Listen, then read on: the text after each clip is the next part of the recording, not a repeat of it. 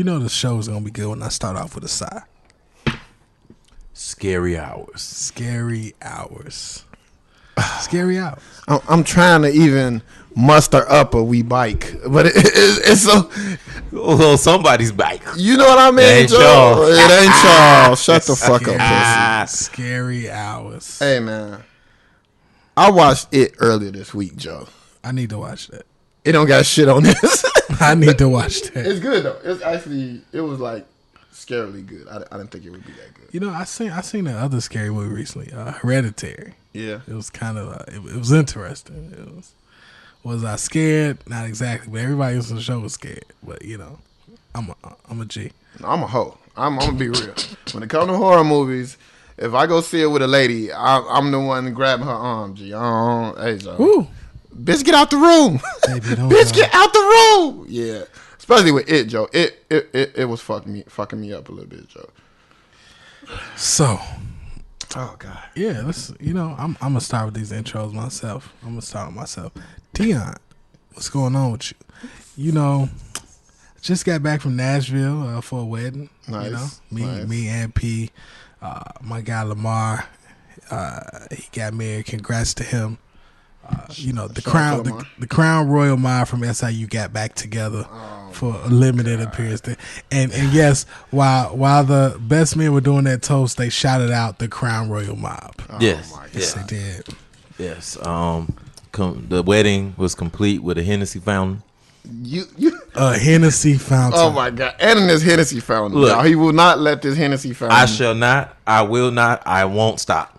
True indeed. I found true love at the Hennessy You fountain. forgot one. I shan't. I shan't. I I shan't. I shan't. I can't. Yeah, man. Hennessy fountain, man, hard. So you know, yeah, man, we had a good time. Nashville kind of surprised me. It looked real good to me as a city. Look nice looking place. I'm gonna have to go back and explore, see what's going on. Yeah, man, it was just a good time. I was cute as fuck in my suit. Dion looked like a cocaine dealer in these new white shades. You know, it's a lot of stuff. You know, it's been hard dealing with Dion this weekend. Oh my God. he's at the pinnacle of his asshole powers when certain events happen. Yeah. But we'll get into that Yeah, we'll get into that. momentarily. We'll get into that. But I mean, the glasses. Honestly, here's the thing. I ordered those glasses when they came. I looked at them. I said, I can't never wear these. It's been a few times I had them on my face before I went out, and I said, nah, fuck this shit. I can't wear these outside. But something told me. I said, if I pack these for this wedding, if I just pack these glasses, something magical's gonna happen. Look, this fool put them glasses on and hopped out. I got so instantly heated. I knew what type of night it was going to be. But that's fine. Yeah, I think the glasses help. You know, We were, me and Dion, the toot our own horn. We were the most valuable attendees to this most wedding valuable, outside most of the valuable. wedding party. outside. Outside. Listen, and then I feel like the glasses gave me power. I booked a regular hotel room. Next thing I know, they said I went in, checked in, and I checked in early. And when you check in early all the time, they don't necessarily have the best room. And they was like, she's like, Mr. Davis, we have a room on the 19th floor, a corner king. I was like, Corner King. corner king. And I just opened up. I went in there, the room was open, just looking at the city. I said, okay. Dion room was extra sexy. So I was like, all I right. must admit. The bathroom was plush. My bathtub lift up. My wall do a 360. We got the shit that the government got. That was his room. Yeah. So yeah, man. It was dope. And I will say this: the food was excellent. Like, wasn't that food good? Look, I've been to a lot of y'all weddings. Yeah, I've been to a lot of weddings. And top 5 food. Clearly, top 5 food. Yeah. Hey, like, I'm not a big wedding food person myself. I always try to eat before. But shout out to Naja and Streeter. I got to give them some credit too, since we talk about wedding food. I'm sorry to cut y'all off. No, you But good. they got married in Miami, had their vows in Miami, and baby, that food was off the chain. I can see why she was fighting niggas over food. Listen, they had this beef, and I got back to the table. My man Magic he said, man, you got to try the beef. I'm like, all right, Magic. we give Magic a hard time just for no reason. Cause Magic a young Republican on Right. the low. But Magic is super funny. Like, wait, let me get this straight before y'all think bad about Magic. He's a good dude. He's a young Republican, but Magic loves black people. So it's hilarious. To his core. Right, to his core. So it's he was like, try the beef, man. And Magic also, he will give you the shirt off his back, man. Like, and he was like, try the beef. I tried that beef. I was like, I wanted to get up and high five him. The beef was so good. So yeah, man, definitely a lovely wedding party. Lamar picked the excellent bride. Yes. I'm proud of him. From the No Foreplay show to the bride and groom. To the bride and groom. Like, To the bride and groom. And what's been going on with That you? was not What rehearsed happened? It was not. We can speed through this. There's been a lot of shit going on in the world. A lot of niggery at work. Niggery has been at work through the universe. I ain't been up too much. Started a new position like a week ago. That's what she said. Go ahead. Life is crazy, but I feel like I've been patient. I've been getting blessed, one thing after another. Everything, man. Right now the arrow is pointing up in my life, and I'm cool with that. And I just leave it at that. Mm-hmm. Douglas, how you been? Yeah, I've been broke. I'm upset. I've been broke. June is really rough on my pockets, man. I had 2 daughters' birthdays, my mother's birthday, my daughter's graduation. So it's rough. I got a question. Go ahead. And this off topic, but it just hit me. Does anybody have a month in their life that it's like they always broke? Not like broke, but just it's 1 month out the year, like consistently that your budget is just shot to shit. Yeah, June. For me, it's July. July is just always like I'll be looking up at July like, what happened? Where did the money go? It's definitely July for me, especially every other year. Yeah, because July sometimes gives you house picnic, Black alumni. Oh, even before Black alumni, posh party, Party. Black alumni, and then the queue at the end at for the most end. years. Yeah, that's right. I honestly, I don't know how I do it some years. I get paid X, Y comes out my account. Yeah. I don't know how I stay afloat, but by His grace and grace alone. Well, you know what? Both of them. For me, because my June is my June. It's going to always be, for 12 years now. I done had 2 daughters' birthdays in June. And I done had, and now my daughter just graduated from 8th grade, which is crazy. And then my mother's birthday, which is even more rough. So it's just like June is always fucking me up. So that's where I've been. I've been broke. And I have a teenager now, y'all. And it's like really crazy to me now. Because now she really understands what her mother means when it's ask your daddy. You know what I mean? It's like, your mother's going to buy you McDonald's. But if you want Wildfire, ask your daddy. You know what I mean? And it's like, I can't say no. She's a good student. Gives me no trouble. Whenever she comes to my house, she sleeps. She doesn't take over the TV. So she gets all the credit in the world for that. But I did a thing. I'm learning. I'm learning as I go. I took her to Rosemont. Took her shopping. And I'm pretty sure she has never been in none of these stores before. But she has an idea of what she wanted from these stores. So she going into all these lavish stores knowing, I can get this and I can get this because daddy swiping. You know what I mean? Daddy paying for this. Oh, I say, girl, you see why I had to bring a good debit card. She's like, why you got 2 debit cards? First of all, you shouldn't even be looking. And second, you know what I mean? And second, just do your thing so we can get up out of here. But, you know what I'm saying? All in all, they're my babies. I'm going to take care of them, whatever, regardless. But God damn. So, if y'all want to know about me, I've been broke. I'll put my Cash App on Facebook if anybody want to send me $5. Some. The baby shower Burberry shirt is still on my wish list. So, that's enough about me, man. We can get right to the shits. Whew. Well, you know, it's a lot on the agenda. A lot going on in the world. Mm-hmm. So what's the first thing up, Fresh? What's the first thing? don't do this. Not right now. I need my money, baby. I don't care where we at. Ding, ding, ding, I don't ding. want to sing. Just Ding, give ding, me ding. my money. Don't send me off. I need my money. That man said, could you just calm down? I can call you later. No. Ain't no more calling me. If y'all don't know what we referring to, Dame Dash loaned Lee Daniels. Lee Daniels, you know, producer of The Butler, Precious. Empire. I think the other show on Fox is here, Star. So Lee Daniels is getting to the money right now. Yeah. He's getting to the money.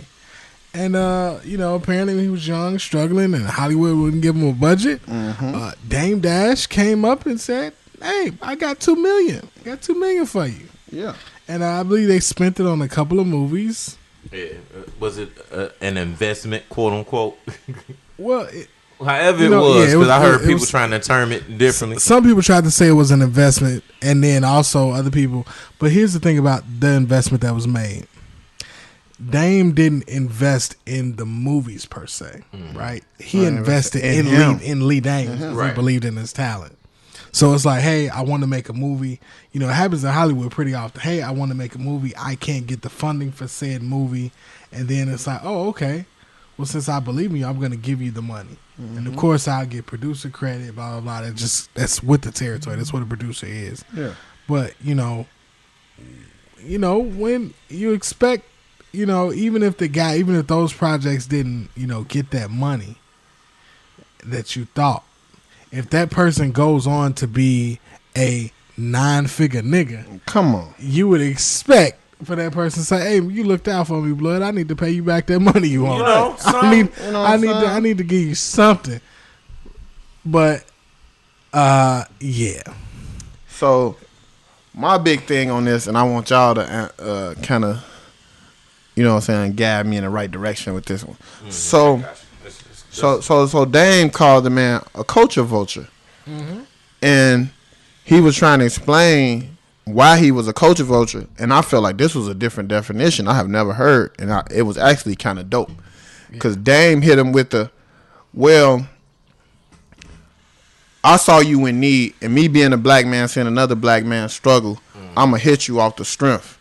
But when you turn your back on me and do me greasy, it's taken away from that culture of blacks helping blacks. So you kind of like a culture vulture from that end. So how do y'all feel about that? I felt that was dope. I felt like, damn, Dame, you be saying some profound shit sometimes. But that was kind of profound.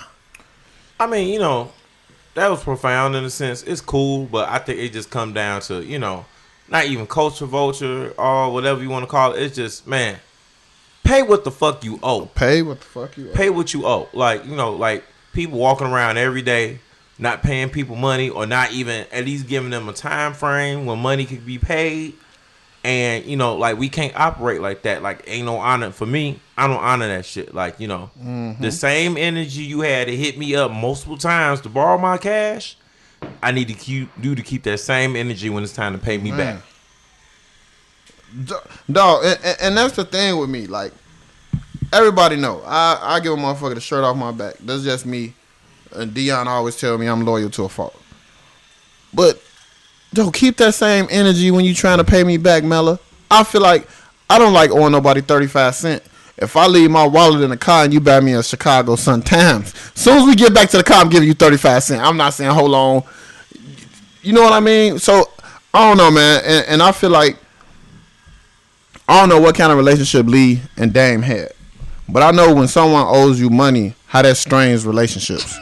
So I can only imagine if Aunt P owed me $2 million, where we would be at. You know what I mean? Bruh, we shall not be friends. Right, you know what I mean? And the crazy part about it, as a celebrity, like, if I see you on TV Yes. and you owe me money, I see, like, I much love the Dame to roll up on this motherfucker at an awards show. Like, nah, bitch, we gonna talk about this now. Ain't no meet me in the back. Ain't no can we talk about this later. No. How are you going to correct this? And some of y'all listening to this podcast, y'all owe some people some money. Pay them. Ask yourself, how are you going to correct this? How are you going to correct this? Give yourself a payment plan. I charge everybody under the sound of my voice. If you owe somebody some money, and I'm not talking about Sally Mae, Commonwealth Edison, because I owe them some money. Yeah. They're going to get it soon. I need to like, but like anybody, if you know owe somebody that you have day-to-day interactions or like, you know, you've been cool with, you owe them some money, like find in your heart, give them at least half of what you owe back tomorrow. Start off with that. Why wait? And you got it. Don't even say hi to them. Apple pay them the money, then say hi. Yeah. You owe somebody $100, Apple pay $50 and say good morning. Start the second half of your year off right. Man. Pay what you owe. Pay what you owe. Wenches.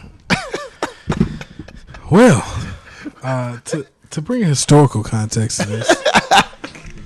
Like the interesting part about Dame Dash, and I get why he called him a culture vulture. Mm-hmm. And I agree with that because the way that Dame kind of has always operated, Dame Dash has always said forever that he's a hustler. Mm-hmm. You know, and you know, his story is legendary. I'm a hustler. I hustled. He had businesses. Like he said, I put myself through boarding school. You know what I'm saying? That was his initial thing. And then, you know, all the stories. Dame had barbershops. He had businesses. Dame had more money than Jay-Z when they started Rockefeller. That's fact. You know what I'm saying? And people say, you know, you let the diplomat sell it. Dame had a gray helicopter in Harlem at one point. I'm just like, you know, Dame hustled different than a lot of niggas. Mm-hmm. The kind of difference in Dame used to always say, in terms of money, he had no problem loaning people money, and he had no problem spending his last on investment because he'll get it back. And I know people always made jokes about Dame. Dame broke. I remember one time it was the thing about Dame being broke, and they were talking about it, and Dame was like, well, you know, how can I be broke? And I'll never forget, he was like, how can I be broke? He was like, Dame said, I own two $6 million condos right next to each other in New York City. I'm not broke. You know, but Dame always felt like if I feel so strongly to invest in something, I don't mind putting, you know, close to my last in it. Mm-hmm. Because when you're talking to millionaire and people who own properties, art galleries, things like that, they may not be broke. They may be like liquid. You know, they liquid may not be where it's supposed to be. You know, and you'll look at people like I'm trying to think, who is this? Drew Brees. Yeah. Quarterback for the Drew Brees. Like y'all know Drew Brees, quarterback in New Orleans Saints. Drew Brees make $20+ million a year. Mm-hmm. But he was just in a situation where they was like, he sued a jeweler about some jewelry, and they were like, yeah, his liquid ain't where it's supposed to be. You know, a lot of time we look at them like thinking they just got cash, but people money be tied up in shit. Yep. So to me, that's kind of how Dame, I know he definitely was, and you know, I know he got a lot of stuff going on now, but that's besides the point. Like, you know, you owe him $2 million, and I think the reason you call him a vulture is because of this. Rockefeller Records created such an economy, like even just alone, they created such an economy of people that they made millionaires, business they invested in. Like even back in 2001, I'll never forget, Jay-Z and Rockefeller had 74 employees just under Rockefeller. Mm-hmm. And you know, so when you have that, I think what he's saying about calling Lee a culture vulture is like, dude, I have a culture where I'm providing jobs, I'm providing money, I'm providing entrepreneurs.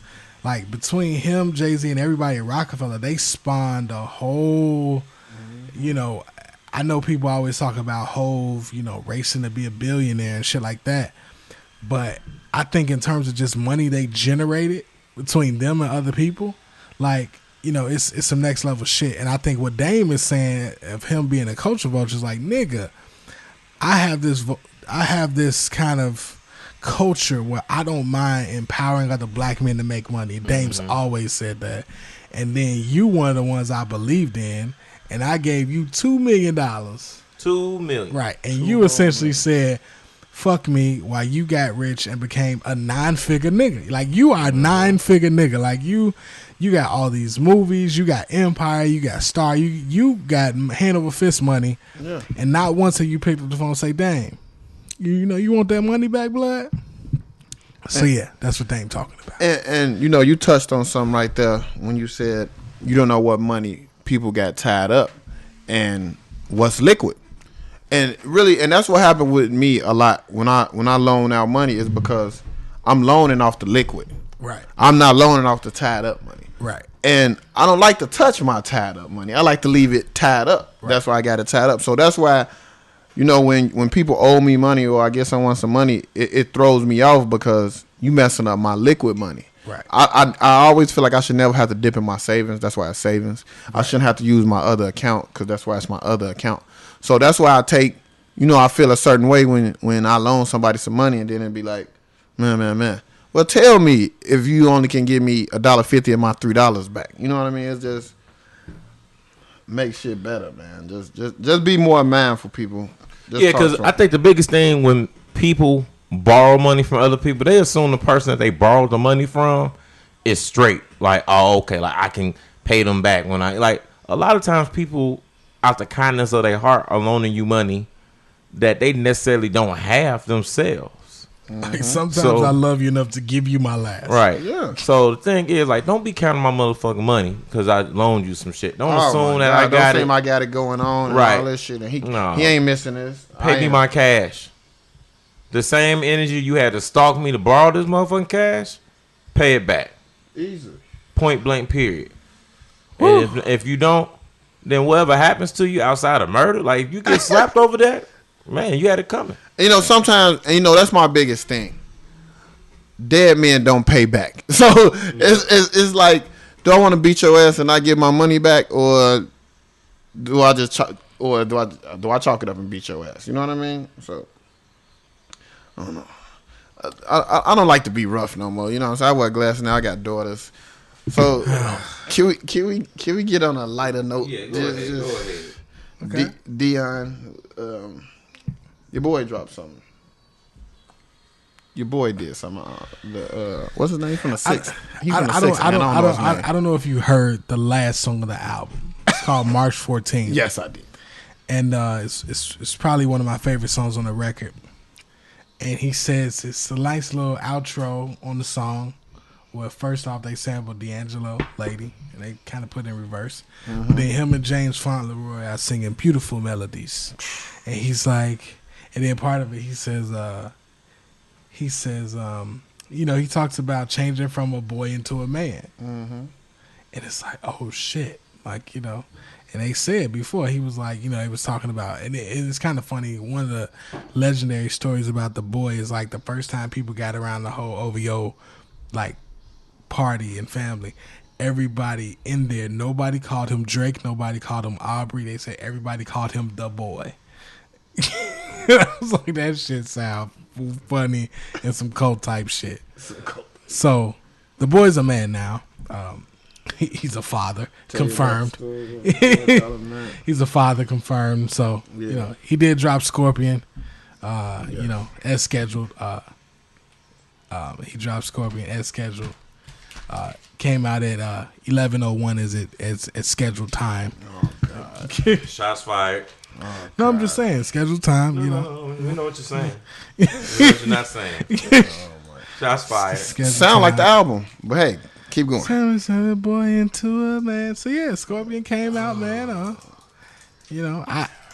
I don't know why MP signed because to be realistic, I've tried my best not to talk about Scorpion in public forums, and if anybody say that I haven't, man, there are no Facebook statuses about Scorpion. They are it's like one tweet with some lyrics, but that's about it. Like, who haven't? But unfortunately, ain't no Instagram post. It's an Instagram story post. Unfortunately, we are real life friends. We are real life friends. There is a group me. We are real life friends. There's a group me. There's just being around you when Drake drops. Like, it is. It's next level. No, it's crazy. Dion came to pick me up from the airport at 6 a.m. bumping Drake loud as hell on the block. On the block. But you know that's him. Yeah. You know that's him. Like it's an energy with Deion, and I have to prepare myself to be around it. Yeah. When Drake drops.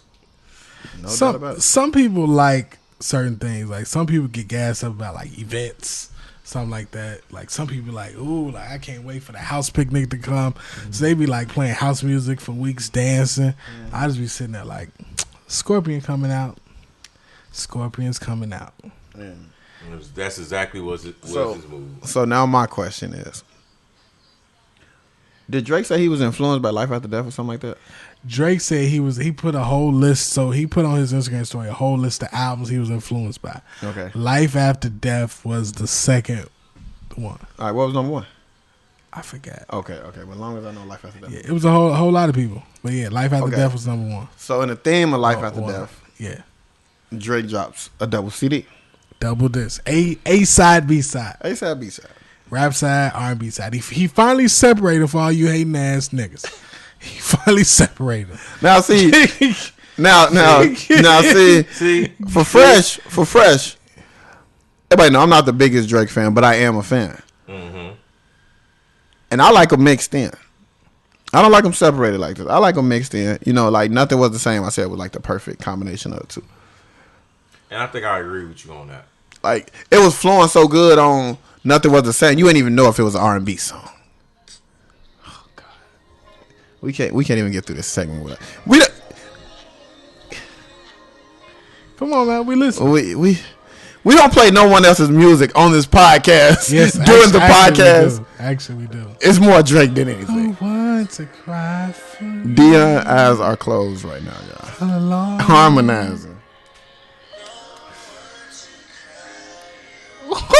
No, Deion. No, you can't. Off that cranberry shit, Deion.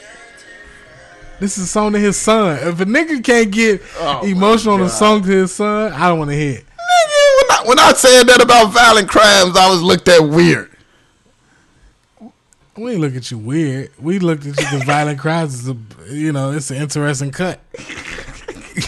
But yeah, it's different with sons and daughters. But don't get me wrong. Out of 25 songs, I don't got no number. But I don't think it's at 15. I don't think my number 15 is there. I don't think it's higher than 15 songs that I was like, yeah. That's cool. Where you at on that? What number? You can't ask me that, man. I have to. He's 25. No, 24. I'm 23. And I know the two songs that ain't. Well, I know it's 23. I don't know it's 24 and 25. There's a song on this album, and it's called Summer Games. Yes. I feel that is Drake's worst song that he's ever made. Okay. That he's ever That was on featured side on B? Yeah, Side- that's on B-side. That's the second song on the B-side. Yeah, I know I want to. First song. Yeah, I know I want to. Horrible song. Horrible record. If they had asked me, that shit would have never saw the light of day. Okay, that's 25. Yeah. I need to know 24 because I know 23. And I think 23 will shock a lot of people. Number 23 is Don't Matter to Me. Yes. I'm not with it. I know people are like, it's Drake and Michael Jackson. No, it is not. It's not Drake and Michael Jackson. Okay, I'm glad we said that because I was like, I don't know what's No, everybody was just Don't Matter to Me. No, that was Michael Jackson from The Simpsons who sung "Happy Birthday, Lisa." I'm not letting that slide. That wasn't my Break of Dawn, Michael Jackson. Here's my thing, and I was just talking to the good brother Jay Blade was just over here, and I said, if you're going to get Mike, I made a statement. I'm gonna admit it a little bit, but if you're going to get a Michael Jackson feature, and one thing, Michael Jackson does not have a whole bunch of unreleased vocals. L.A. Reid just said that in his book. If you're gonna get Mike, I feel like you should go all the way in Mike's world, or you should go all the way in your world and bring Mike. They did a fusion, and the shit didn't sound right to me. I'm not with it. I'm not with it. That's all I got. So, I don't want to talk about that song anymore. Okay. Yeah, when I heard it, and I was just like, this is it. I'm thinking it's just, but matter to me. See, here's the thing. Uh-oh. And I liken Drake stands to LeBron stands in the sense of that they cheer for the greatest. Take that. Take that. First of all, take that. No. Second of that all, they cheer for the current greatest. Look, okay, so they may cheer for the current king of the hill in their profession, but with their cheering, they go way overboard. And it like, dude, like the album came out at 11:01 Thursday night. Facts. I woke up at 6:30. By the time I finally got dressed for work, like 7:50 and out the door, like I was already sick of the album, and I didn't give it a second run through in traffic, like it. Because the people, you know, Drake, he hits his number and he knows what number to hit for the people. He like, I make this music and I make it for these Instagram quotes. Yeah, I got a question for people like you though. Okay, like yeah. No, I'm dead serious. Because here's I'm gonna tell you what I did that night. Mm-hmm. I was in group meets, but I stayed off of all social media. I stayed off Facebook. I stayed off really Instagram because I knew what to see. I knew I was going to see Scorpion album covers up and down my timeline. So even me as a Drake fan, I don't like that. So right. I was like, and I even admitted it when I was driving the car. Like I should have just listened to this without even. But you know, for me, you know, I'm not the hardest sleeper, so I'm like up on my phone looking at social media. Yeah. I routinely wake up like 3-4 in the morning. I don't know why. But you know, I'm seeing all this, like I was just like, oh my god, like this is ridiculous. Yeah. Like, but you know, had I not read it, I probably would have warmed up to it. Like, and I know for me, I can admit where you have a bias or you're for Drake. Yeah. Every album that comes out, I have to fight through my anti-Drake bias, and I'm aware of that. I'm like, this song is actually good. Like, you just hating P, and I'm like, all right, and I tell myself these things on certain songs, but. I mean, it definitely wasn't a bad album. It's decent to good. Like I definitely want to put this as a classic. No, and that's how I am. It's a decent to good album. I don't think it's groundbreaking, right? Because to me, an album can have a lot of. You know what? I can look at an album and say it's like the Cleveland Cavs was last year. Mm-hmm. Now, I may not feel like it's the best made team of all time. But you have a superstar, which would be one song, surrounded by a couple good pieces that can make a good team, and that's what this album was for me. It was like, you know what? I'm glad you said for me, for me, because like I love Emotionless so much. Like I played like it's always whenever I listen to a Drake CD, it's always one song I just keep playing, and that fucking Mariah Carey sample just had me. Then he started rapping. I'm like, yes.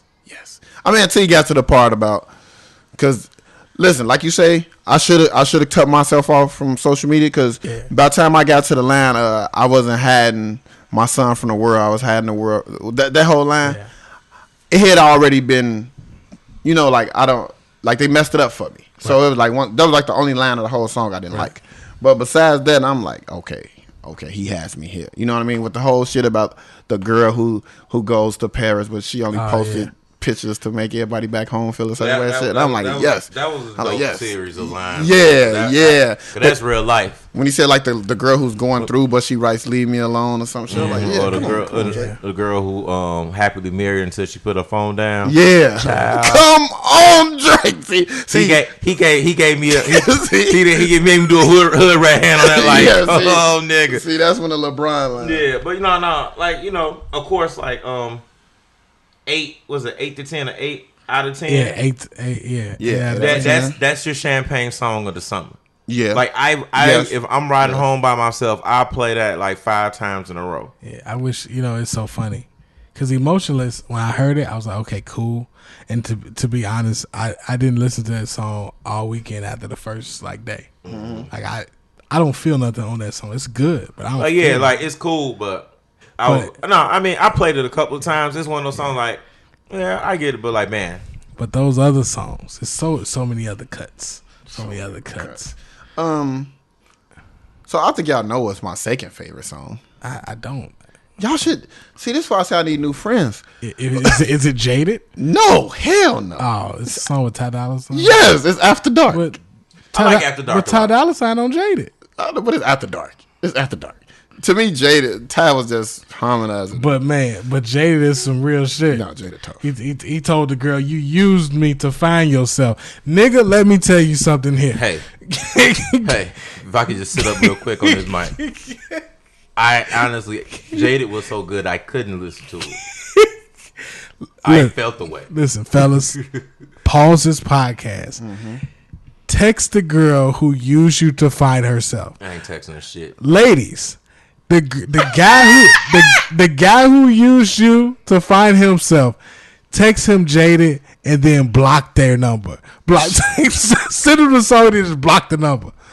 Just send this bitch up. It's Drake season. No, that's one thing. That's one thing I got to get the boy credit for. Drake, when they say don't Drake and drive, I believe that shit is real. Because you might catch a line that you say, oh, shit, and you got to pull over. Because, baby, he come through with that shit. Like, I don't know. I can't explain it. But see, he has that. Drake has that. You know what's so funny? People who not in relationships, like in this era, they don't understand. They're like, what's happening when, like, also, we got to give props. Like, we do have to give props. And I'm going to tell you why we have to give props.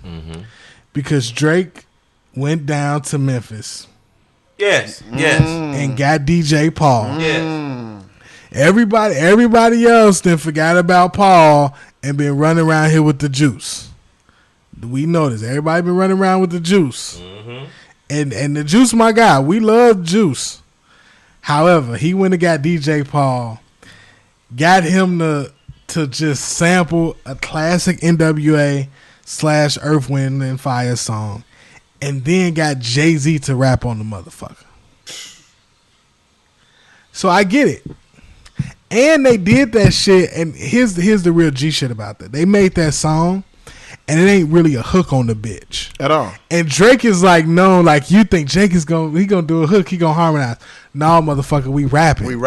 It's me and Ho rapping with DJ Paul on the beat, and niggas yelling in the background. They say in the credits that's Baca. I'm like, nigga, I hear Project Pat's voice. Don't lie to me. But hey, man, so you got to get some props for that. You got to get props. You get more than just because that shit bang. Shit bang. I was not expecting that. When I saw Talk Up Future and Jay-Z, I thought they was gonna be talking some old rich nigga art shit. I'm not gonna lie to you. I said, man, these two rich niggas about to just talk this rich nigga shit. I definitely thought it was gonna be like a curly nappy headed hair, light skinned Negro rap going on. But no, I was like, you thought you was getting a Jay-Z to Kanye dissed? Yeah, actually. Thought I was getting dad pants Jay-Z. But we got Dope Dealer Jay-Z. Which is my favorite Jay-Z. What do he say? To achieve this goal, I sold all my weight wet. Oh my God. Listen, so you got that.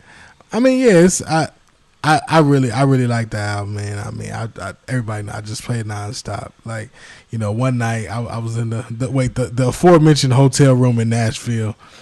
I left the floor to ceiling windows wide open, and I just played Finesse all night until I fell asleep. I woke up to Finesse playing again. Oh my God! Listen, because when Drake sang that, Finesse ain't do nothing for me. Finesse ain't do nothing for me. I love Finesse. Finesse ain't do nothing for me. Finesse is all about.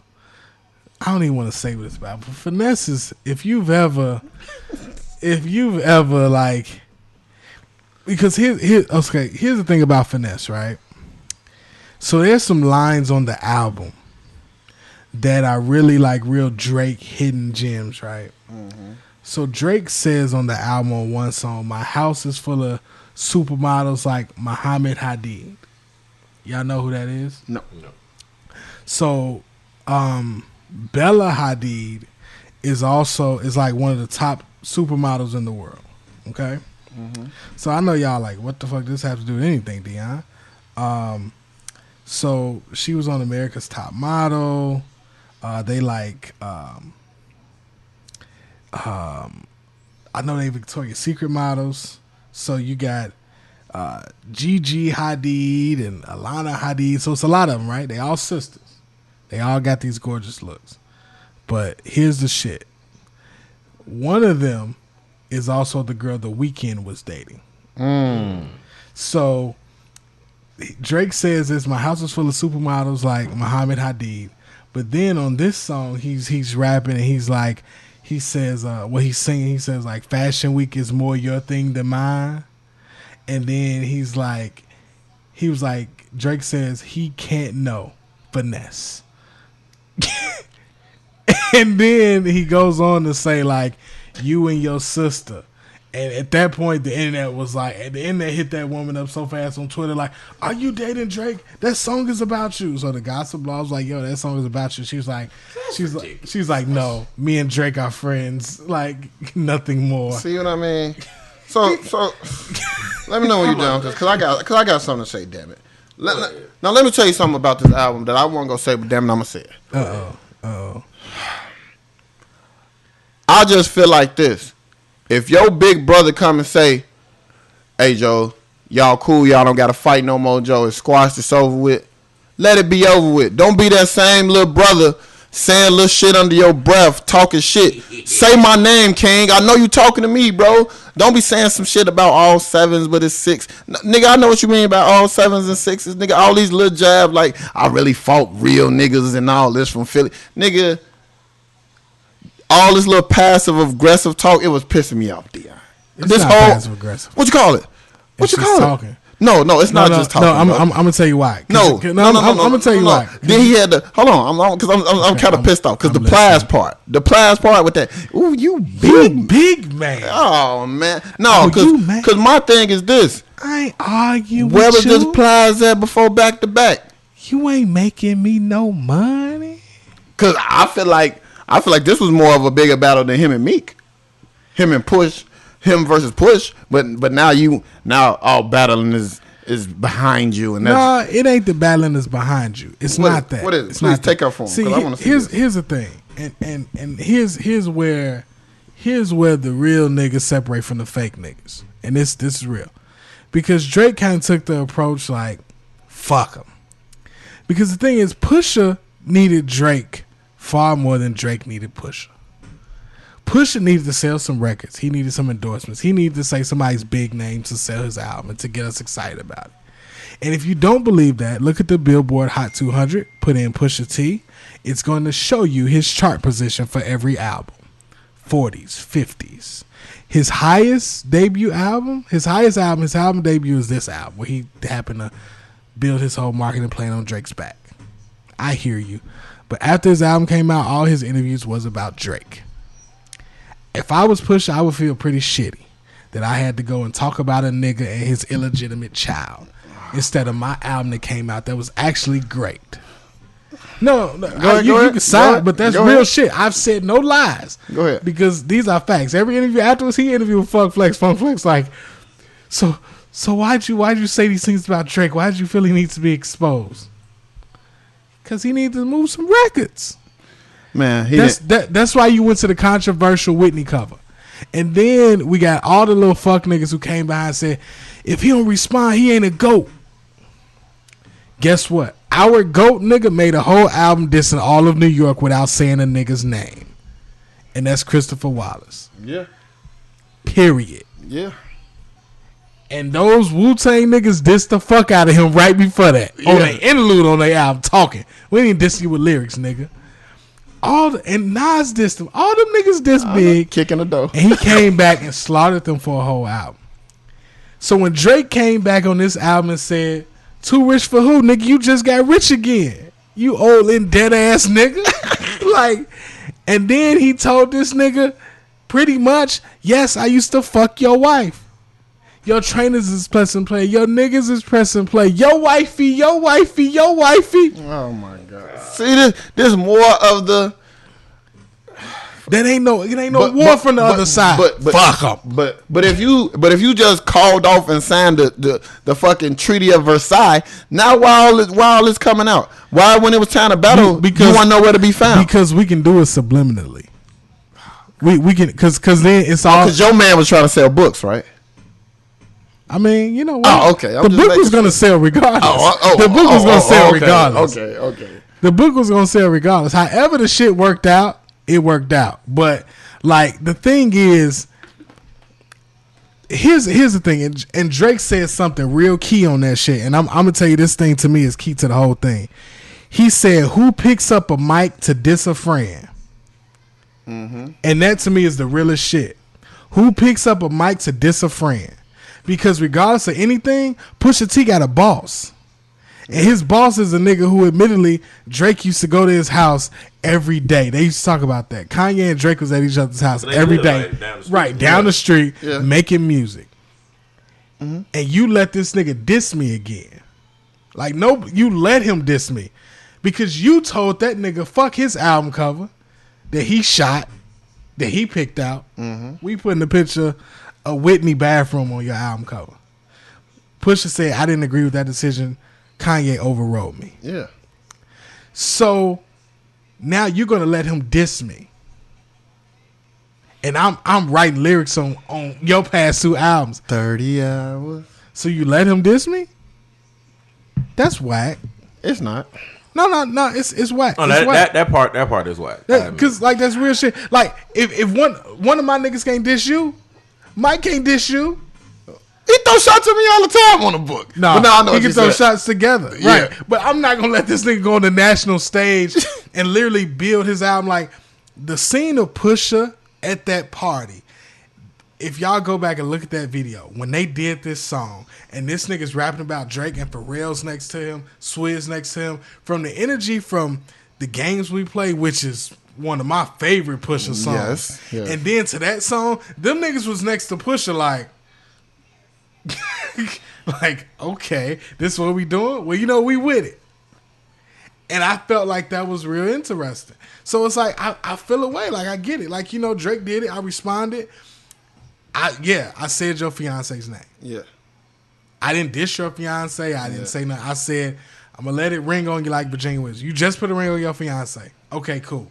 But then don't say her name, bro. Don't say her name, and this is what come with a battle. No, this will all come with it. Because then fuck him. Because you came back like Wendy Williams on a record. No, Pusha T. He came back at it. Hey, no. Listen, that's gay. Listen. If a nigga say anything about your kids on the record, I'm beating his ass. Yeah, I know. We had this discussion. I'm beating his ass. This discussion, but I feel like if a nigga say Jordan name, I'm beating his ass. But to me, I feel like war is hell.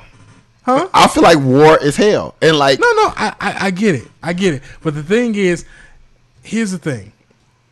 Don't be them niggas who wishing war when you don't want a real war. Yeah.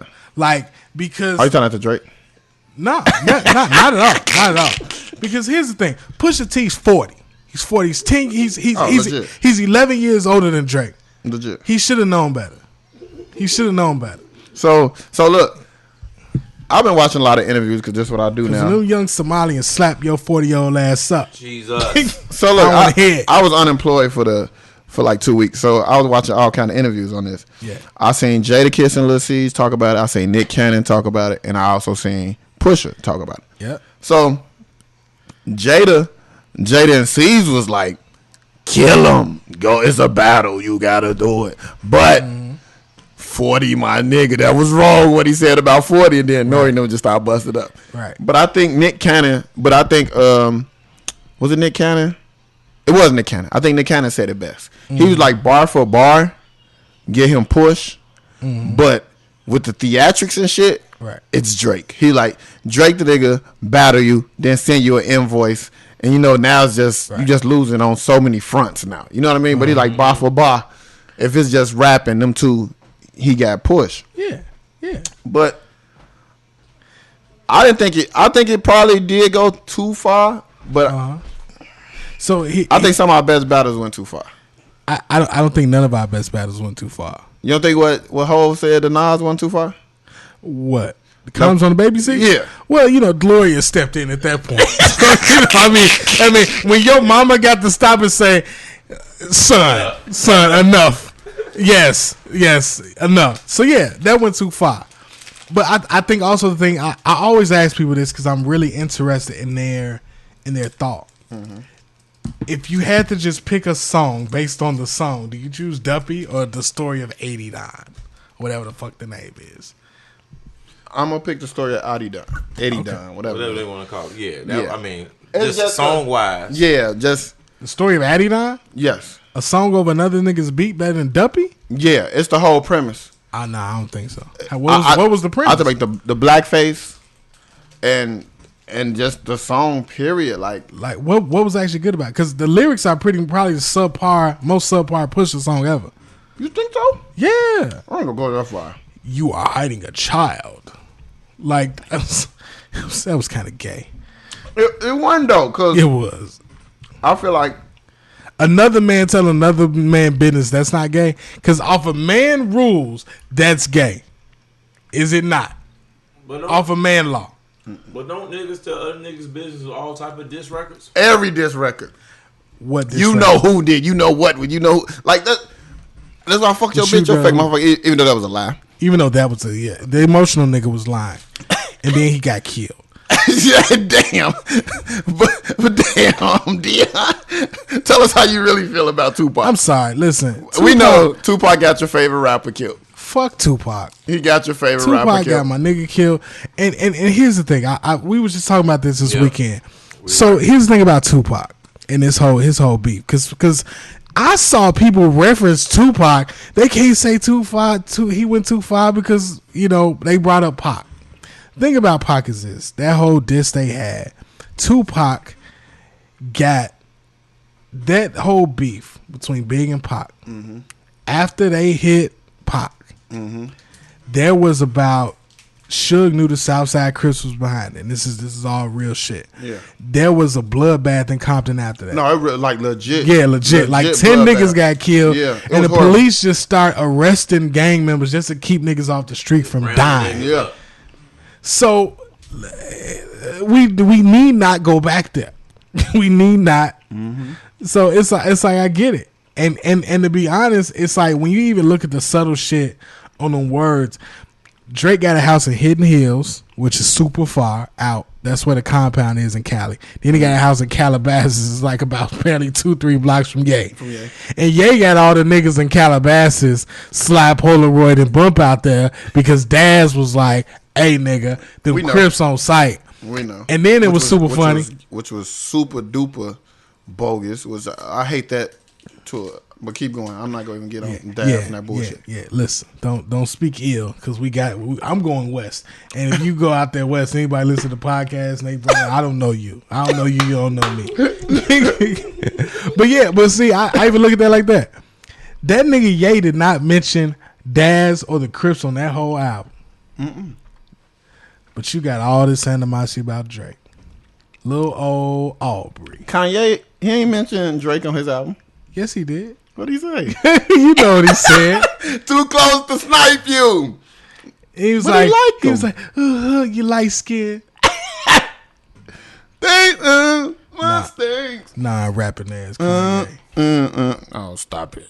Please stop it. He's rapping on this album. Please. On what? On the whole album. It was only 7 songs. Like he said. But I ain't gonna lie, Kanye rapped on the other albums, but we don't got to get into the good music because they solid. They did what they supposed to do. They came through, shut shit down. You know, let me say this. I'm gonna say this real quick. Nas album sucked. Oh. Tiana Taylor album sucked. Oh. I'll just be straight. I'll be straight about it. After listening to those albums, I bump Ye up. No, not too much. Not too much. Like those. No, you're not gonna get me riled up. No. I've been eating Mambas. You're not gonna get me riled up. Quick question, and we can move on. We can be away from this. Scorpion or Daytona? Scorpion. Okay. Scorpion or Daytona? This is tough for me because I do appreciate an album longer than 7 songs. Yeah.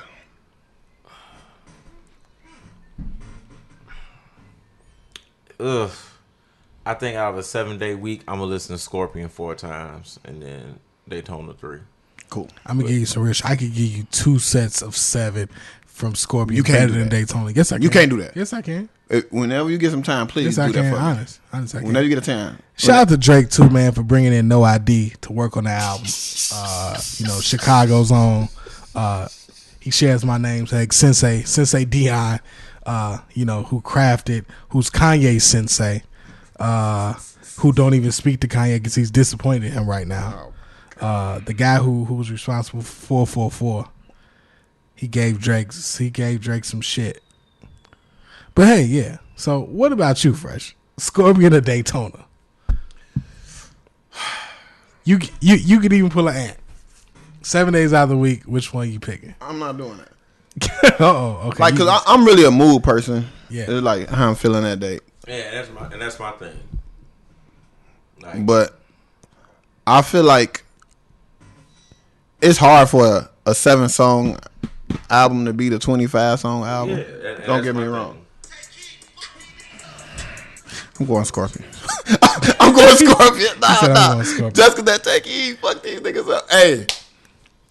Cause Drake can do that to me, Joe. Drake can give you that fuck. But don't get me wrong, Daytona did too. I feel like if Daytona was 13 songs, I would have picked Daytona. These are the games we played. Yes. That That 8 to 10 though. but Damn. but Too rich for who y'all just got rich again. Hey. Who grips the mic and likes to kill their friends. Come on. I've never been the type to make amends. If shit was at an 8, we like to. Oh my God. yeah. But with that same thought, with that Nice. same energy, Fresh. you can play if you know. No, It's but not Fresh. as clear. It's not. I don't know. Fresh. Wait, before we get off this, can I just hear the first? and DJ Premier was on the album. Can I hear the first 10 seconds of if you know, you know? Fresh. I'm just saying. I just need this. I just need to hear if you know, you know. I just need to hear like the first 11 seconds. I don't even need 11. Just give me 7 seconds. God, I mean, all right, hold on, Fresh. Dog, cause like I know what you're saying though, and like when you at Posh and 8 out of 10, come on. I mean, that's like niggas in Paris or something like that. Yeah. I can understand where he was going with that. It's, Pulling up in that new toy, the wrist on that boy, rock star like Pink Floyd. Yeah. Waving that rude boy. What? Waving that That's you, shoe boy. Ran off on the plug too like True Goy. Who? Imagine me do, boy. You can never do what I do, boy. Still ducking shit that I did, boy. Niggas in Paris for a hit, boy. These. So hey, he didn't even let the beat drop because he knows when that beat drop. Those subliminals there, we heard those subliminals. Yeah, we know. That's what I said. I mean, and that's fine. That's all cute. That's dandy. If you know, you know. Get it. But something tells me that the DJs at Posh will not be playing that. That would not get They played. won't be playing Daytona. No, it won't get played at all. That's cool. But you know, this is what Drake does. Drake is gonna give you Instagram quotes, and club classics. I mean, it wouldn't be Drake. We went to one party. Hey, This, a lot of sixes in here tonight. I know. This ain't fun if I don't got no phone.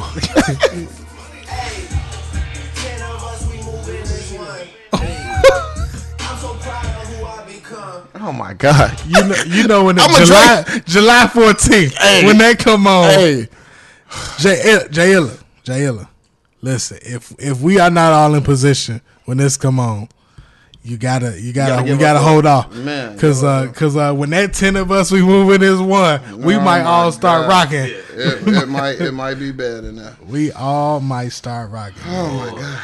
Oh shit. See, but I like Drake. Don't get it tangled and twisted. Fresh likes Drake. Like, if y'all looking for me some days, I'll be somewhere standing at the ceiling fan, listening to nothing to something. Like, when I'm in the mode, I listen to Free Smoke. Y'all, I like Drake. I just be needing. Too rich for who y'all just got rich again. I get it. Who grips the forehead and kiss your ass my goodbye. God. As luck would have it, I've settled into my. I can't all You with you? Oh my God. So look, right?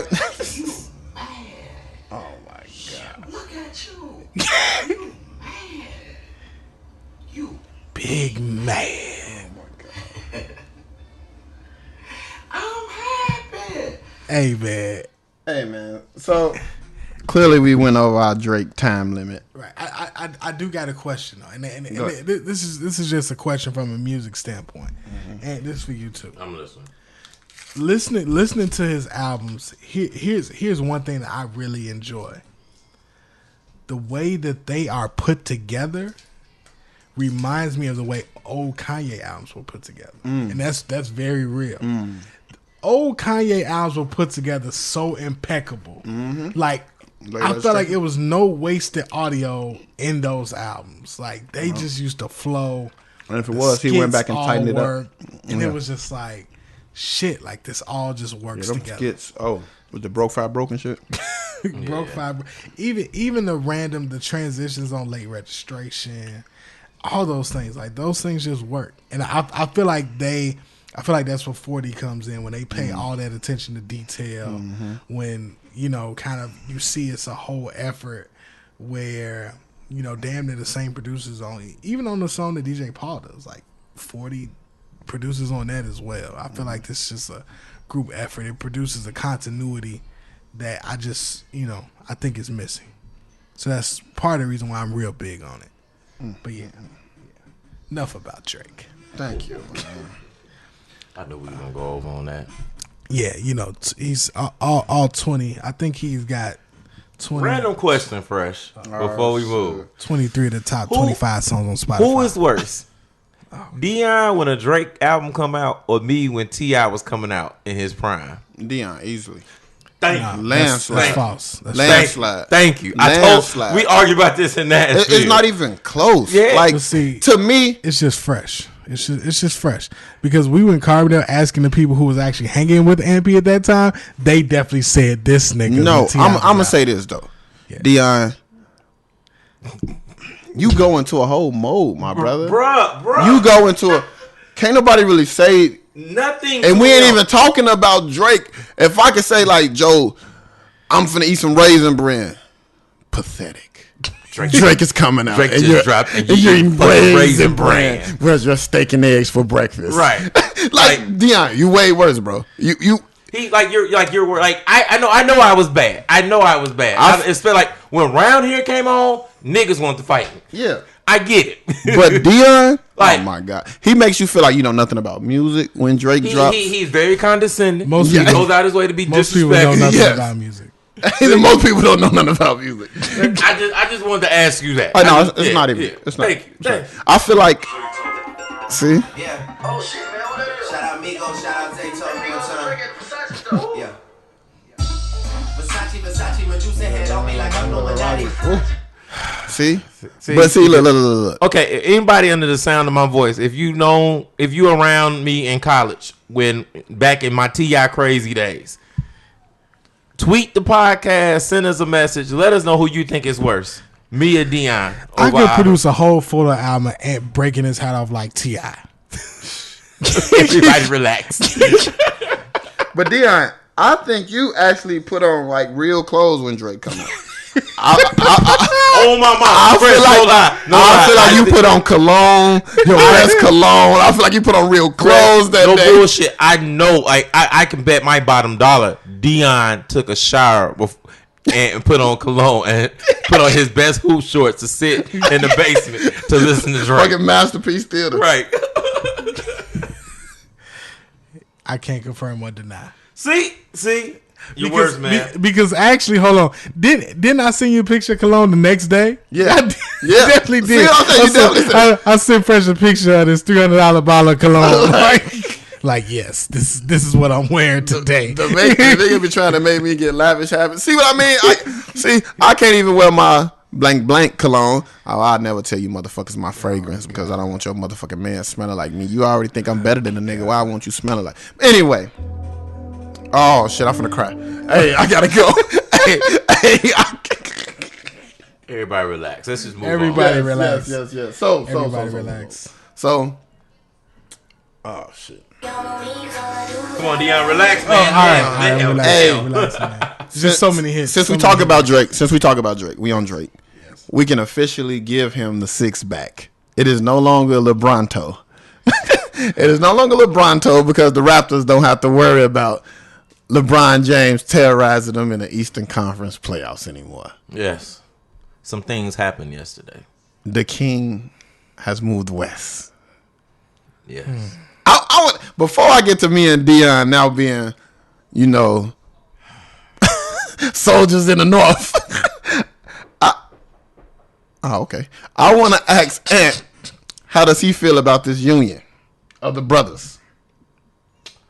So let me tell you how I found out about this. So on our way back from Nashville, we had a connecting flight in St. Louis. So our flight was delayed in St. Louis due to thunderstorm. So we was originally supposed to land at around 5:45. He didn't land until about 7:30. And I think this news broke around 7.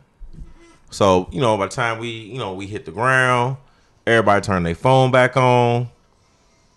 Phone buzzing. I'm like, I'm seeing people text me like, so what you think? I'm like, think about what?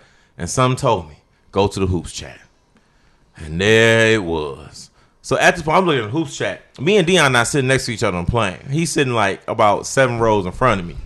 I just see his head moving. I was like, oh my God. Oh my God. Look at Dion. And then he finally turned around and looked at me. He just had the smile of a fucking 5th grader breaking into a candy store. Just cheesing. I was just like, this is ridiculous. So, honestly, my first thought was like, I'm already annoyed because I knew what was going to happen. People who have disrespected the Lakers, go out their way to disrespect Kobe. People who are LeBron fans that do this, I guess we Lakers fans now. I guess we Lakers fans. And, it made me sick to my stomach. It made me completely sick to my stomach. And it's going to be funny because there are people who are like our good friend on the podcast, Terrell Jones. He is physically torn. Yes. He is and as a basketball observer, I'm torn until some news came. Now I'm just laughing. But we'll get to the secondary news in a second. Oh my God. But to see all you motherfuckers have to click up, I'm not gonna lie. I hate it. I hate it with a deep-seated passion. And, I'm not gonna lie, since everybody else want to be blatant about their homerism for LeBron and how they just we're cool with homie hopping for teams now because of this. I'm gonna be transparent. I hope he doesn't win in LA. I hope he doesn't. Why? Man, I want him to fail. I want him to feel for what did Thanos say in the opening scene? Run from it. Yes. Embrace it. Oh my God. Destiny arrives, or shall I say, I arrive. Oh yes. And I arrive equals DeMarcus Cousins. Oh. Arriving bitch. in Golden State for mere pennies. $5 million mid-level. When it was reported he was looking at getting damn near max for 2 years at least. All I can say is, Boogie Cousins, you bogus as fuck. The city could have they could have crowdfunded $5 million. Yes. Any NBA city could Right. have. He could have got $5 million from anybody. I'm waiting for the day one of these free agents just make their whole free agency an auction. Just make it an online auction. Yeah, but $5 million. But look, I will not let Satan mess up my day.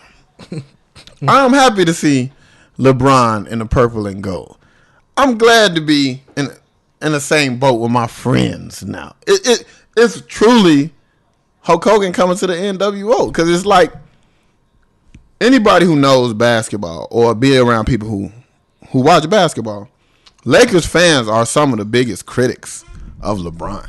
I don't know whether it's because the comparisons between him and Kobe was always around or shit, I don't know. But It's that, and because also His fans are cocksuckers. I'm sorry. because one, we feel like Kobe is a better player. Yeah. Right? But even besides that, we wanted them to face them in the finals. Yeah. Like we wanted to see that so we could actually say definitively we beat you. But unfortunately, we were robbed of that experience by LeBron James. yeah, because I remember, we lost to Orlando. It was all fucked up. But I mean, we fuck Kobe up every Christmas, so you know, Christmas games mean nothing. it means everything. We know the record head to head Christmas games. and who dragged who. We also Anywho. know the age difference. Man, like LeBron fans leave out like key details like Like that. what? The age difference.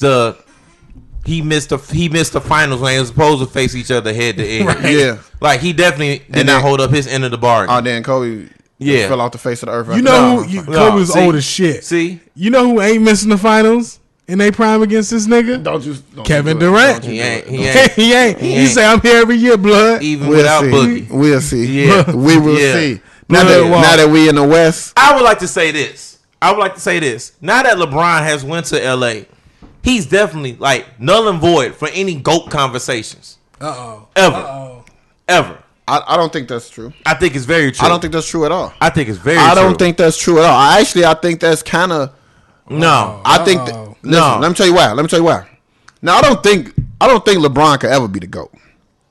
I think Mike has solidified his spot, and I think LeBron has solidified his spot as number 2. He can't go no higher, and can't nobody catch him.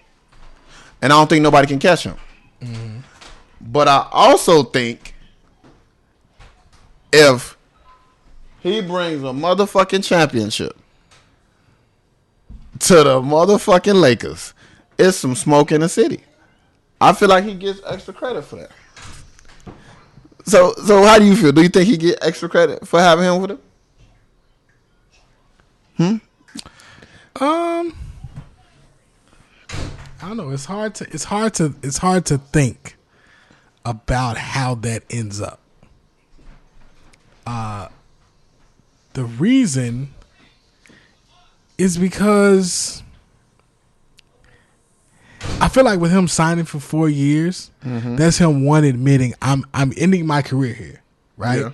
Yeah, no doubt. And I'm going to say this as a diehard Lakers fan, diehard to the core. Him winning a championship in that jersey, it means a lot to me, but I don't think it means a lot for his legacy or the NBA. Okay. Because it's one title.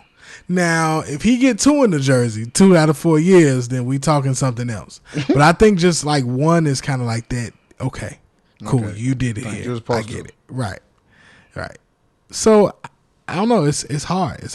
And it all depends on how he plays in the jersey, the legacy that leaves. He's gonna break some records in the jersey.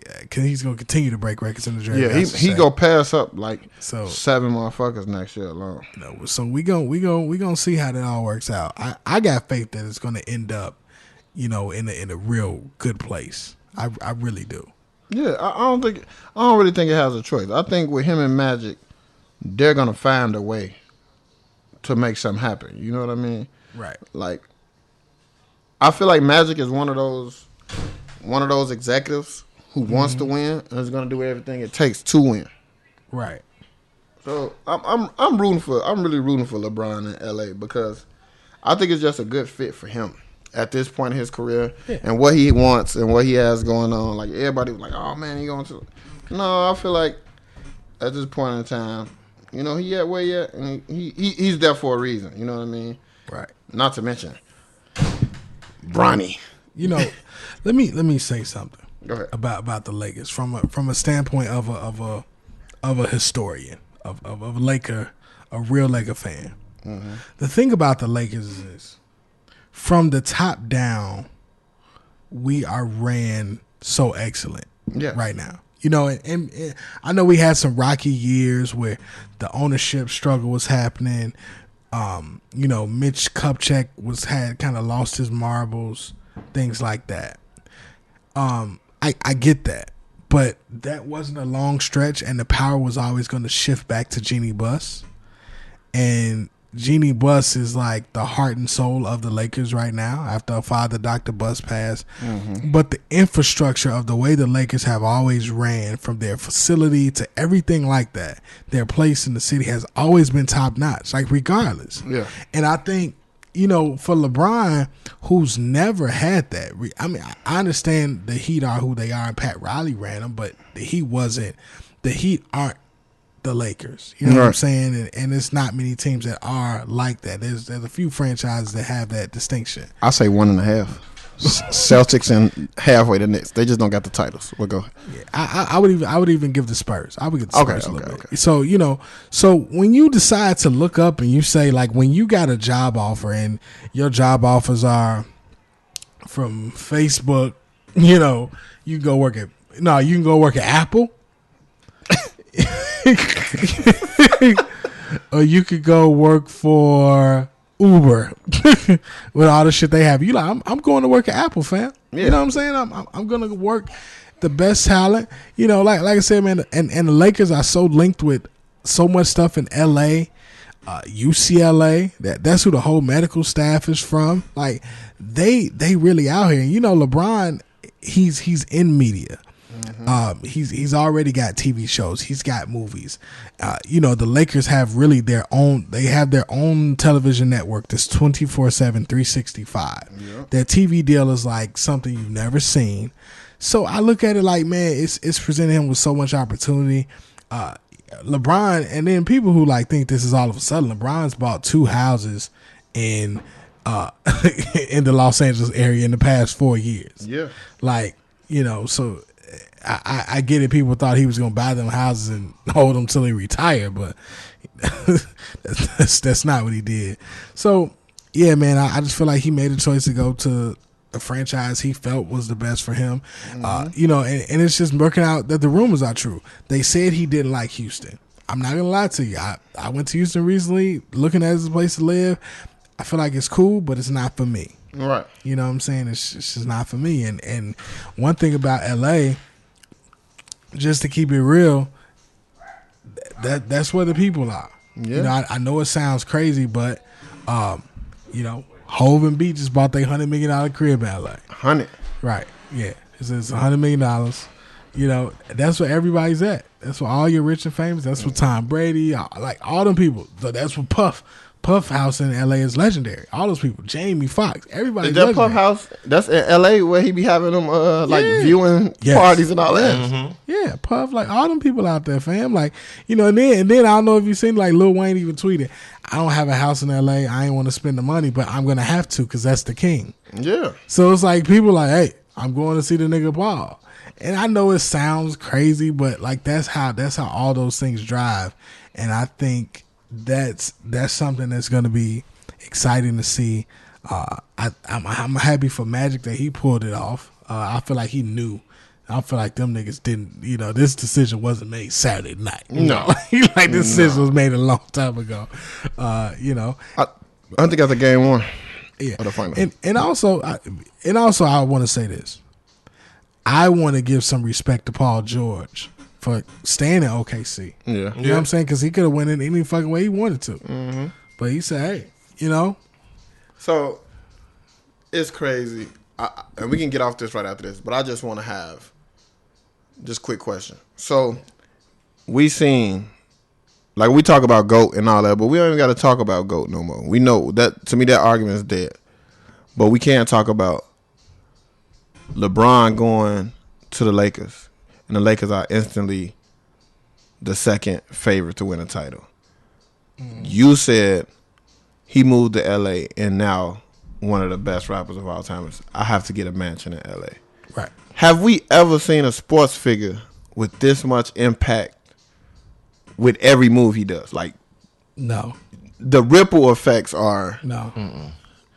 And I didn't even talk about just basketball. I'm talking about any athlete. Because one thing about LeBron, and I said this, and some people, disagree. He got that Jay-Z stamp of approval. Yeah. Early in his career. Mm-hmm. He also made moves that people didn't think he would make. Mm-hmm. Even like that More Than the Game movie. Yeah. That was a dope movie. Yeah, whether you like LeBron or not, just watch some high school kids go. How was that possible to even have all that footage? Right. They tracked their whole career. They knew where he was. So they knew. And then you look at it like even the More Than the Game soundtrack gave us, forever. It's like, what? Like, you ain't got a forever song again. Like you know what I'm saying. The closest you got was Swagger Like Us, but even then, just to be on the same playing field is like next level. Yeah. So LeBron, the moves that he's made throughout his career have been something that kind of took him on a different platform. Yeah. You know, and to me, it's other people who missed a boat to be as culturally relevant. I feel like KD misses his boat to be culturally relevant. Like still to this day. Yeah, because he can be. Yeah. You know, when I gotta watch a special on Netflix, Rapture, to find out that a guy who played with you, name is Davies, but I don't know that you and Davies were like this at one point. KD, how are we missing this boat? Like how we really missing this boat? Davies is hot right now. He can help you and you can help him. You know, it's just weird things, and I think a lot of people fuck up too. But you think I don't think it's in his personality, because I think your natural personality lends to that stuff too. True. And like with KD's personality, one thing I've noticed is just like he could be in the forefront if he was wired differently with that type of stuff, but like everything that he does, including going to the Warriors, because as great as he is, let me tell you the fuck KD is. KD is Wale. But a hooper. He's Wale, but a basketball player. Because as great as he is, fam just want to fit in. Fam, like, I've been a awkward looking 7-footer with a jump shot all my life, and I'm not the leader type. So he went to a team where he could say all for one, one for all. And when you need me, then I go in my bag. You DC niggas are something else. Something else. Something else. Mamba sauce eating motherfuckers. Something Go else. music listening to. I love DC. Don't get me wrong. Saw a nice little foreign chick down there. But I feel like I've been a little upset when they try to come for house music and mild sauce. But we can get into that at a later date. Now I remember and you said something about life shit you wanted to ask about or something. So we want to get into that now? You want to say? Yeah, man, we got 6 minutes. So Yeah. people Okay. need to hit it. Yeah. All right. So me and my good friend Dion, we were in between flights on our way back. And we were just talking about life experiences, and I was sitting there giving Dion props on something that I noticed that he did, and I told him, like, with the way he went about it, it required adult level patience. And and I start describing it. He's like, "Man, that shit was dope that you said. Like, you need to we need to talk about it on the podcast." So really, like, my definition of like adult level patience is like, you have your regular patience where you're patient with your child, you're patient with like Life. like little things that has like a certain time limit. Like, I can be patient because I know in 30 minutes it's gonna be done. I know I can be patient with this baby crying because eventually the baby has to stop crying or it'll be dead, or something like that. But like with adult level patience, it's the patience and the maturity to deal with and fight through things that as an adult you can just say fuck it and walk away. And a lot of times as adults, we don't have that patience to deal with things like that. And this not even talking about relationships. This could be like your job. This could be like dealing with family members. And, these are things that as an adult, as you get, like, it's certain things when you're younger, you like, man, I can't wait till I get older. Like, I ain't got to listen to my mama talk to me like this. We'll move out the crib. Or when I get older, I don't got to take this for anybody. I just leave this job, whatever. Or I just leave this class. I can withdraw from it, whatever. But, like, adult level patience, it requires you to look at yourself, look at your faults, and be like, okay, I see what I did here. I see what needs to happen. I see where I need to talk to the antagonist in the situation, or the other person on the opposite side of the situation, so that we can work through this together when I have the option not to work through this together. Oh, yeah, exactly. So that's adult level patience. I don't think a lot of people have that, or they may have it in them. They don't know. They don't exercise. They don't exercise it. I had to exercise that shit, and recently with my job, because everybody, like, with what I do with my skill set, I could walk away and have a job tomorrow. You know what I'm saying? It's just how the chips fell. So literally, like when my job was, giving me a little shit, I definitely thought about it. I was like, nigga, I could walk out this motherfucker and be working on Monday. It was Friday, nigga. Like, you know what I'm saying? And it's crazy because like you got to sit down and you got to say, okay, you got to step back. You got to take a look and you say, okay, what role did I play in this? Is it really a smart decision for me to walk away right now? You just got to look how everything work. And, it's trying. But I think, once you get in that mode of using it more often, because a lot of them snap decisions, they feel good when you make that shit like real quick. Back, like I shouldn't have did it, and I'll even point back to one and I talk about it often. Like, I had a situation going on where I was trying to leave my previous job, and I was interviewing, and it was funny. I actually interviewed with the company that I'm at now. And granted I didn't get the job, but I still had other offers I could have took. But I said I'm gonna practice this patience until I get the job that I want, not just leave just to leave. And what's crazy, I end up, granted the way things work, I end up getting laid off, end up getting a severance, where earlier I would have just been leaving for free, like what I'm saying, just based off some feelings that I had, so it was like, interesting, so that way the patience paid off. And I like I said, once we utilize it and pay attention to it, and it works. With me, that little chuckle. That chuckle. Cause my adult level patience, I feel, is tested a lot because I laugh and joke and I come off, so easy to people. So it's hard. So people feel like it's hard to take me serious, especially at my job, because it's like Morrow, the custodian, can't tell us nothing. You know what I mean? Because that's how they look at it. Because I laugh and joke, they don't think I'm really like smarter than 98% of you motherfuckers. I really say 99, but I'm just trying to get y'all a little break. You know what I mean? So it took. I always thought like this, but I just but it took my old principal to say, Morrow, I don't have, because when everybody got, like, at the end of every year you get your organization sheet and it tell you your assignment for next year, and mine was blank.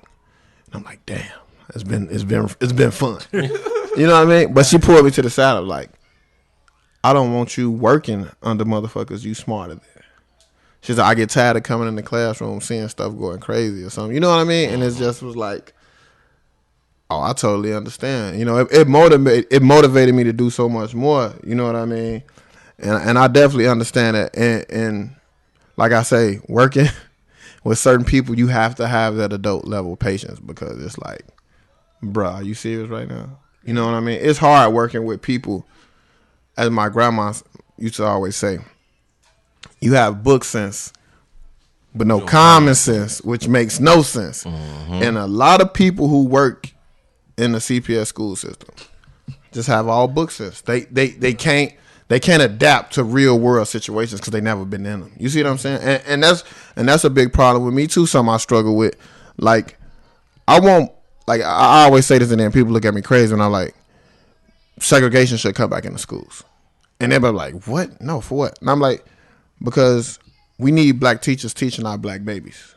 Like, people don't understand the cultural shock or the cultural difference or whatever cultural words you want to throw in there that these people who are teaching our kids, and it's crazy that a white teacher went on a rant.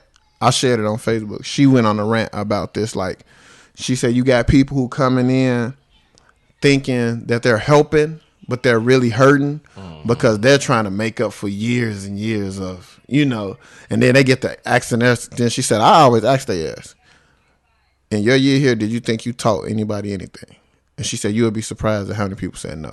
And she like, see, so you just fucked up a kid for a year because you didn't get through because you trying to be some kind of white savior. So this is what I deal with, and that's what I have to use my adult patience with more than anything. I think for me, my adult patience is tried because I'm always the person who takes the high road.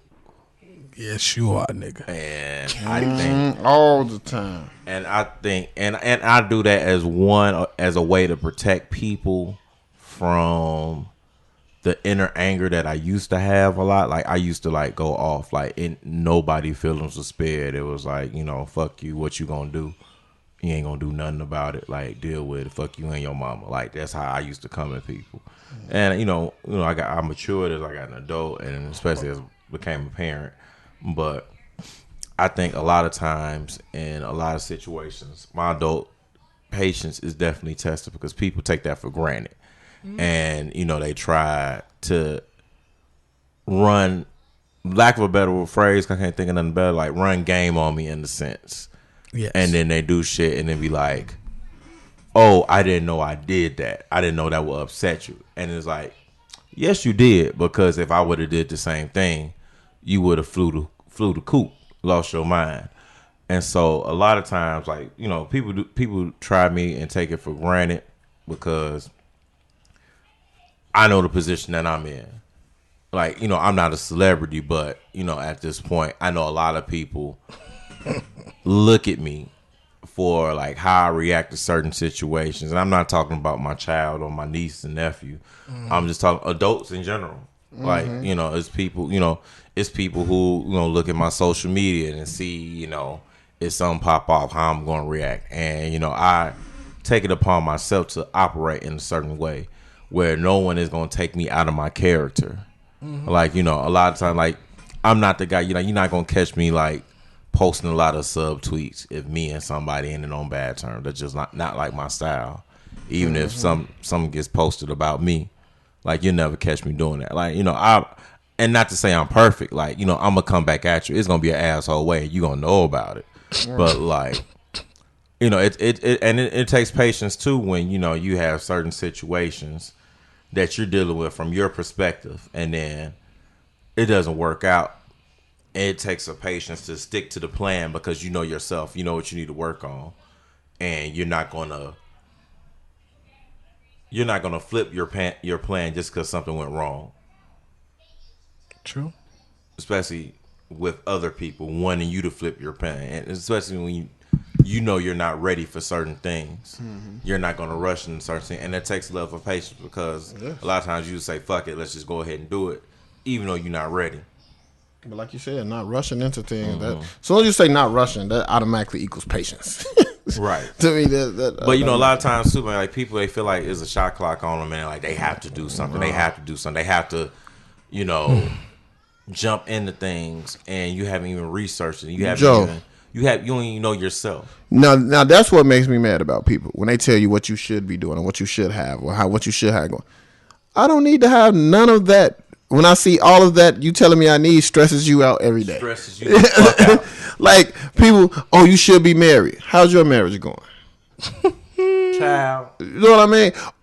Oh, you should have this kind of car. Oh, how's your car going? How's the maintenance? What's your note? What's the APR on your shit? Why your APR 26.86? Right. Oh, you know what I mean? Oh, you should have had a house. You should have some properties. You got house and properties? But I should have them. You know what I mean? I never understood how people say you should. No, I should be comfortable. Life is all about being comfortable. Being able to move how I want to move whenever I want to move. Nothing. Y'all, everybody goes around the world with anchors. You weighed down by something else and you put something else on? Like, that's the dumbest shit I ever heard.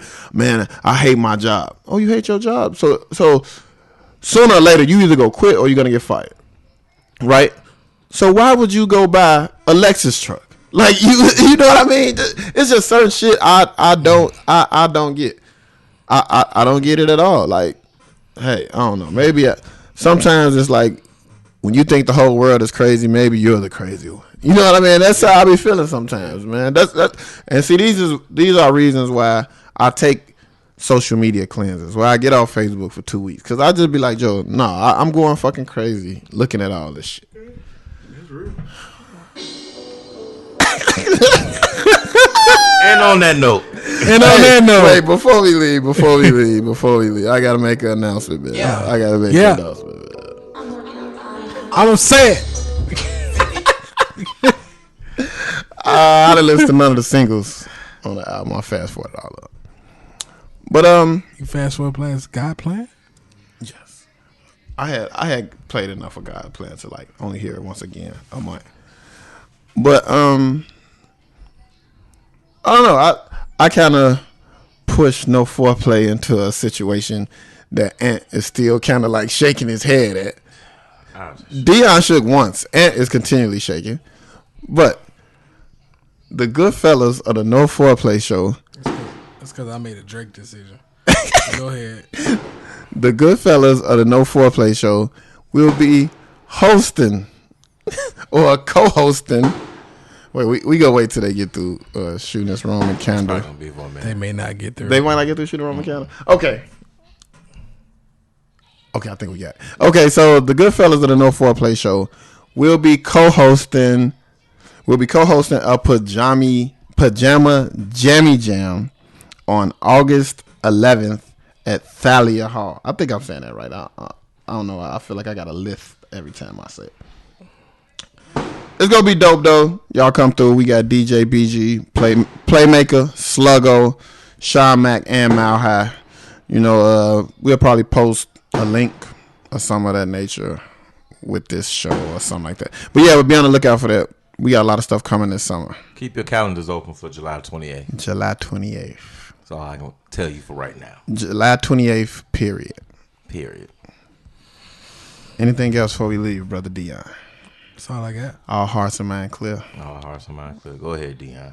Run that back, that intro. I felt good that we can close out with that. That was on a good note. No foreplay. No foreplay. We out. No foreplay. Sister girl. I thought he still should have dropped that shit. I'm upset.